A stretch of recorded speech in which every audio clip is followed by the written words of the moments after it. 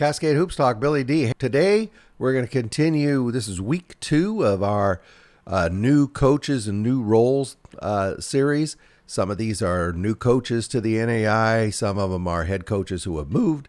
Some are assistant coaches who have moved up in their jobs. But in all cases, it's somebody in a new role, and it's an opportunity for them to introduce themselves not only to their fan base, their conferences, and then to the NAIA. Today, we're going to have Jordan Murdock, head men's basketball coach at Kansas Wesleyan, and you are going to enjoy it. So stick around because Cascade Hoops Talk starts right now. Cascade Hoops Talk, produced in the shadow of the beautiful Cascade Mountains and bringing the world NAIA basketball one podcast at a time.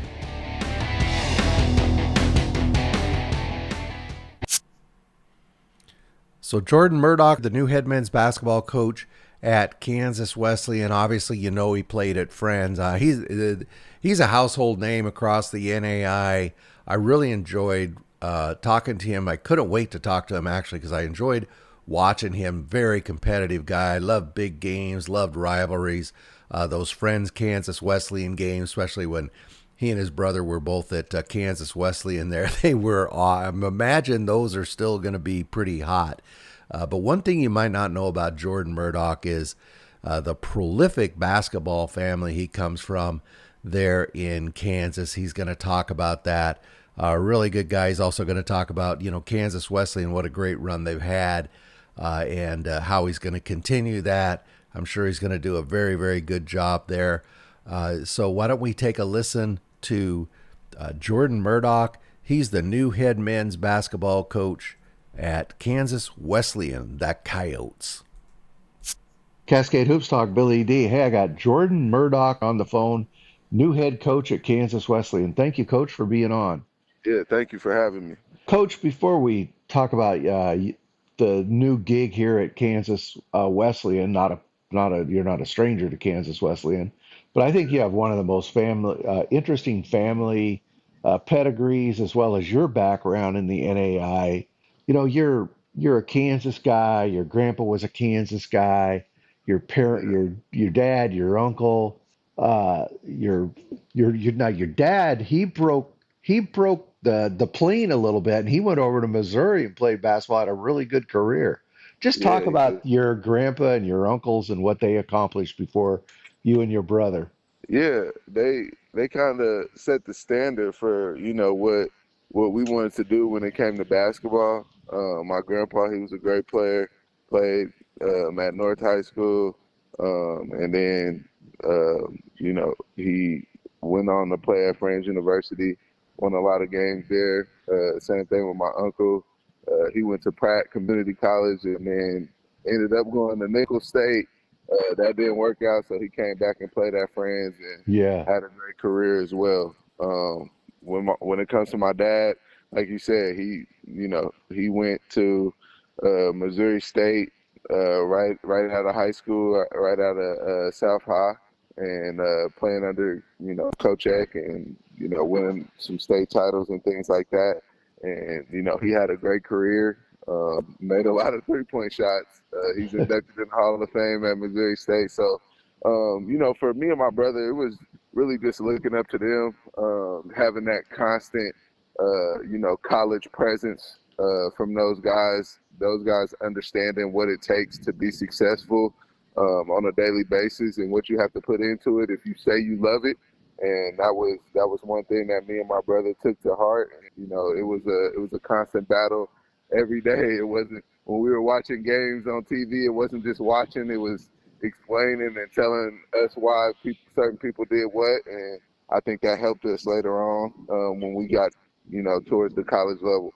Jordan, I got a question for you. Not only you and your brother, both very skilled basketball players, great careers, but you guys, especially you, always had a competitive drive that was kind of a half a mark or a rung above everybody else. You seem to really enjoy big games, really enjoy being challenged, really enjoy being an underdog.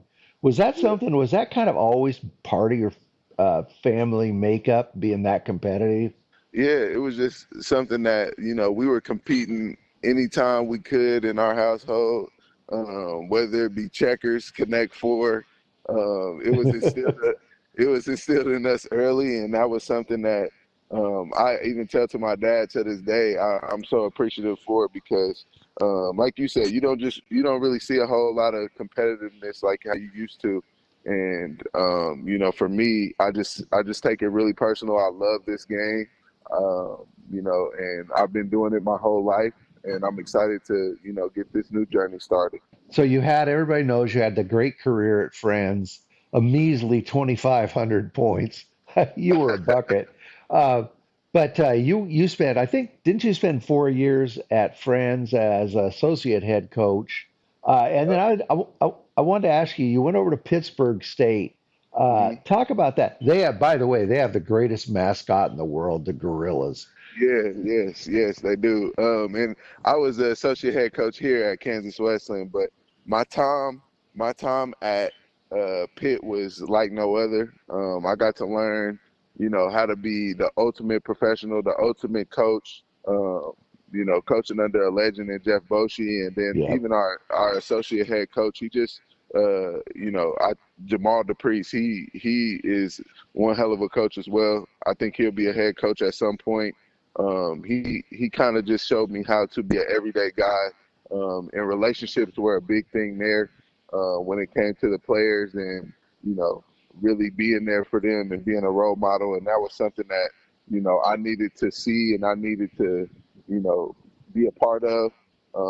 They do a really good job over there. And Jeff Boshi, I tell everybody all the time, man, he is a wizard when it comes to offense, having the board in his hand nonstop, just constantly putting himself in pressure positions. And that also was something that, I needed to be a part of and I needed to see. So my time there was like no other. They win in almost every sport. And Yep, like they you said, do. the best mascot in the nation, the Gorillas. And Yeah, it was a great time being there.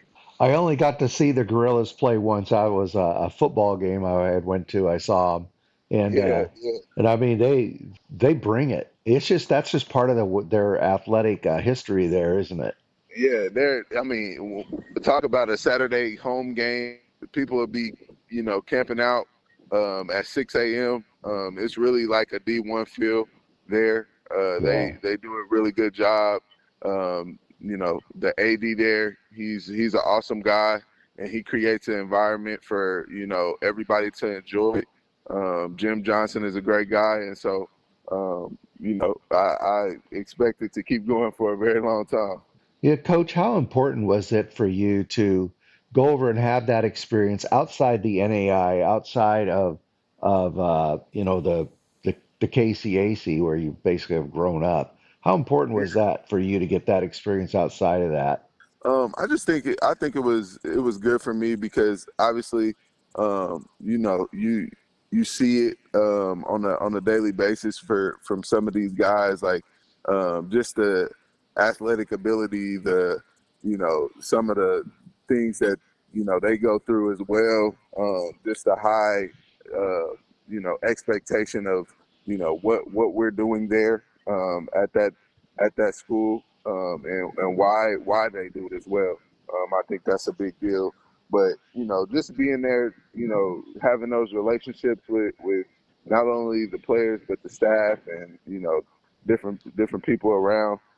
It was very important for me and very crucial for my development as a coach, and which ultimately prepared me to be here in the head coaching position at Kansas Wesleyan. So, what was it when that phone call came, uh, and you had that phone call and you got offered that job to be the head coach of the Coyotes? Was it something you had to go talk to your family about? Was it something you wanted to do right away? Honestly, I was getting opinions from my family members, my dad. Coach Boshi was crucial, and he Hmm. always gave me great information. like I said, the associate head coach, Jamal, he became like a brother to me. And, I just respected everybody's opinion and I wanted to hear everybody's. And then once I got here, though, it kind of felt like home. I had been here for so long, won a lot of games here. And Yeah. so, for me, it was just once I got back here, it was a no-brainer for me. I see myself being a head coach. And so in order to, get where I want to be, you got to start somewhere. And so Kansas Wesleyan was a perfect fit, some of the best facilities in the nation. Yep. We've hosted national tournaments here. When it comes to the KCAC, we've won the Commissioner Cup 3 times in a row. And so for me, I think it's a no-brainer, and I know, we can win here. And so, that's my ultimate focus. That was a question I had. Kansas Wesleyan has had like you say, a really good run there in the KCAC. They're in the fight. They're in the mix every year. Obviously, it's a tough conference. What are Yeah. what are some of your goals for the Coyotes over the next 2-3 years? I would just say just coming together. We got some really good pieces coming in. I also have some really good freshmen coming in that I think could possibly, play at that Division II level. And I think, for me, when it comes to recruiting, that's what you want to find guys that can, not only play at your level, but play at an even higher level. And it takes your team to the next level. And so Yeah. us coming together, being a family, really, embracing Kansas Wesleyan as a whole. I'm a firm believer in it starts before the season. So, showing up on time, being in class, doing the right things, setting the standard basically for our guys of what it is to be a Coyote and making them understand not everybody gets this opportunity and, doing the best with that. But I think, coming into this year, we'll be turning some eyes. I think by the end of the year, we got a really good group coming in. So, Coach, what on that vein, what can the fans expect from the Coyotes when they go out and watch the Coyotes? What can they expect to see? They can expect to see high energy. A team that's going to play together for each other. They're going to play hard. We're going to guard. We're going to be playing above the rim and just bringing it defensively on a nightly basis. I think that's what separates good teams from great teams. Yeah, definitely. Well, Coach, I really appreciate you taking a few minutes to introduce yourself to all the fans around the country and giving me a few minutes. Yeah, Wish for you. sure. Sorry, we had some little bit of technical trouble before we started, but we got to figure it out. But Yeah, no thank you problem. very much. I wish you. Hopefully, we'll get you on a little bit later as the season kicks off. We can talk more about the Coyotes and get Yes, more for sure. depth into your team. I would look forward to that. For sure. I look forward to it as well. I appreciate everything that you do, especially for the NAI. Like you said, just not only the coaches, but you really put the players out there and market them because at the end of the day, that's who's out there winning the games. I only control subbing and who's in the game. And so for me, that's a big deal. The platform has gone to new heights since I was in college, and so I just Yeah. appreciate everybody that puts the light on all NAIA athletes. Yeah, definitely. And I appreciate that, Coach, very much. Yeah, Well, no problem. thank you, Coach. That's Jordan Murdock. He's the new head men's basketball coach, Kansas Wesleyan. Thank you, Coach. Thanks a lot to Jordan Murdock and to Kansas Wesleyan as well. Really appreciate him taking the time. He's going to do a great job there at Kansas Wesleyan. So thank you very much. Tomorrow we're going to have Barry Wellington. He's the new head men's basketball coach of the Rusk Bearcats. In the meantime, thank you everybody for listening. This is Billy D, and we'll talk to you tomorrow. Thank you very much for supporting our podcast. Please like and subscribe. Get out to your local NAIA school because NAIA basketball is the best entertainment value in America.